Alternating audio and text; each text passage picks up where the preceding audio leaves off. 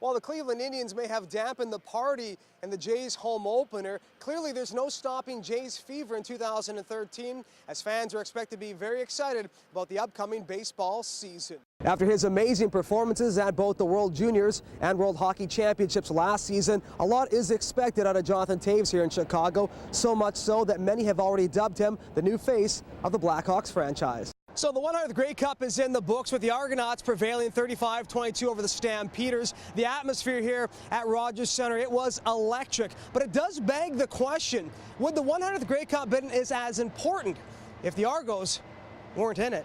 From a humble upbringing in Manitoba to one of the most passionate sports cities in all of North America, Israel Dalje has certainly come a long way. And with his special teams contributions increasing, he promises that's only the beginning, as there's certainly something special about the Bears number 71.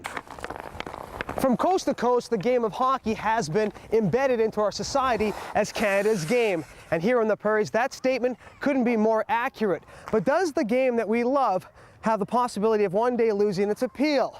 For the next 3 nights, I'll take you through an in-depth look at hockey in our province. Despite all the snow, lots of it, the skills competition on the Liftlock Canal continues to go on, and what a spectacle it is. NHLers, Wendell Clark, as you see him right there, he's participating. He was here most of the day, freezing, but still entertaining the kids. And you can't say enough about the hardworking volunteers that have helped shovel off the snow here. Dave Comerford, you've been one of the guys here all day helping shovel off the canal so the kids can have this skills competition today. London Knights were gunning for a 3-0 series lead as they entertained the Kitchener Rangers, and Mark Hunter and company, they were ready to go. Already up 1-0, they'd get another one.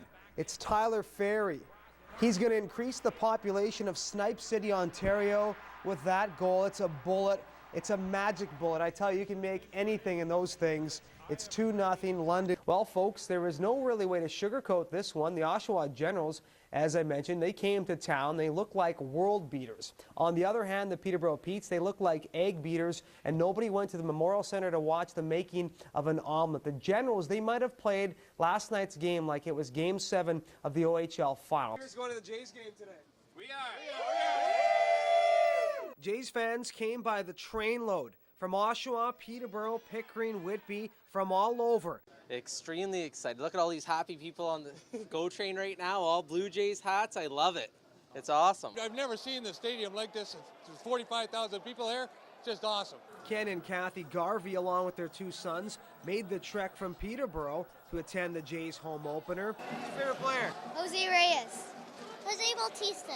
The longtime Jays fans haven't seen this much excitement since the early 90s. In the world of lacrosse, there are few names bigger than John Grant Jr. The 38-year-old has won every major championship, scoring title, and most valuable player award at every professional level. He's done so not with just talent, but with sheer will and determination, battling countless injuries along the way. Blown my ankles 3 or 4 times each. Both shoulders are completely gone. Broken tibia, broke 4 or 5 of my fingers. My elbow, which I completely blew out when I got sick. 7 knee surgeries. I've had a back surgery. And last season I played the NLL a quarter of the season with a broken sternum. Despite this major injury, Grant was still able to accumulate 116 points, which is a new National Lacrosse League record, and he was named the league's MVP. I just love lacrosse and I love to win, and I think the challenge of winning gets harder and harder, especially at my age, but I just love to play the game, and it seems to be able to block out pain. And this summer, Grant was again at his best, helping lead the Peterborough Lakers to their 5th Mann Cup in 9 years. Fans may not realize that John Grant may have gotten a second lease on life, as 4 years ago a terrible infection not only put his career in jeopardy, but also his life. They called my wife and my family from out of town to come because, they weren't sure I was going to make it through the night. I was in the hospital for almost 40 days and, lost 40, 50 pounds, and they basically didn't think I'd be able to play again, but, through perseverance and some good training staff here in Peterborough and, wherever I've been, I was able to continue.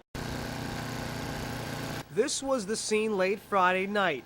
Just under 300 people with shovels and snowblowers, all united for one cause.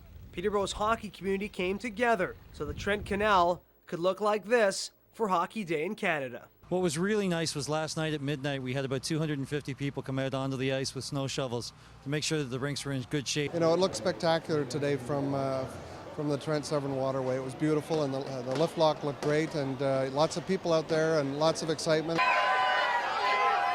That excitement carried over to the Memorial Center for the Pete's Pink in the Rink night. A sold-out crowd greeted Don Cherry and Ron McLean. Their live broadcast of Coach's Corner not only helped fill the building, but it also helped sell T-shirts for the Cancer Fundraiser Awareness Night. I actually had some friends text me watching the game in Newfoundland, and they wanted me to buy them a couple of Pink in the Rink shirts. So there you go. It's everybody watching around the country. I've been here since day one. Gord Brown was 10 years old when Kawartha Downs opened. For the last 40 years, harness racing hasn't been just something he's done, it's been a way of life. It's very sad. I mean, that's, like I said, it has a lot of tradition here, and you know, I've had a lot of great memories over the years. Basically, all I know, and it's what a lot of people, that's all they know. Well, I bought my farm 2 years after the track opened. I wanted to raise kids and horses, and I wanted a place that when I get older, I wouldn't have to drive very far to get to the track. And I mean, I'm only a mile away from here.